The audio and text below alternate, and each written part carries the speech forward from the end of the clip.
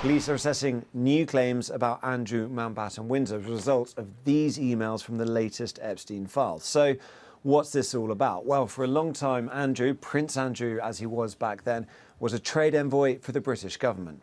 In November 2010, Andrew appears to have forwarded government reports to Jeffrey Epstein, only minutes after they were sent to him by an aide.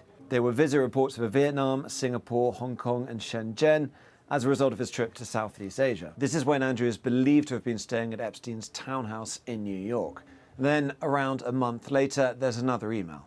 This is an email sent by Andrew to Jeffrey Epstein, and he attaches what he says is a confidential brief about international investment opportunities in Helmand Province in Afghanistan. He writes, "I am going to offer this elsewhere in my network, including Abu Dhabi, but would be very interested in your comments, views or ideas as to whom I could also usefully show this to attract some interest." Andrew was forced to step down as a trade envoy in 2011, mainly as a result of his continuing relationship with Jeffrey Epstein, who'd be convicted in 2008 for soliciting child prostitution. The Thames Valley Police have said they're looking into these new claims. "We can confirm receipt of this report and are assessing the information in line with our established procedures." Andrew denies wrongdoing, and we don't know how sensitive, how confidential these documents were. But it's worth bearing in mind that Peter Mandelson had to resign from the House of Lords and is facing a police investigation because of claims that he passed on government information to Jeffrey Epstein. The Prince and Princess of Wales put out a statement saying they were deeply concerned by the ongoing revelations as the Prince made a trip to Saudi Arabia. Now, they might have been worried about the embarrassment, but it just shows how vast Jeffrey Epstein's network was, how far it spread.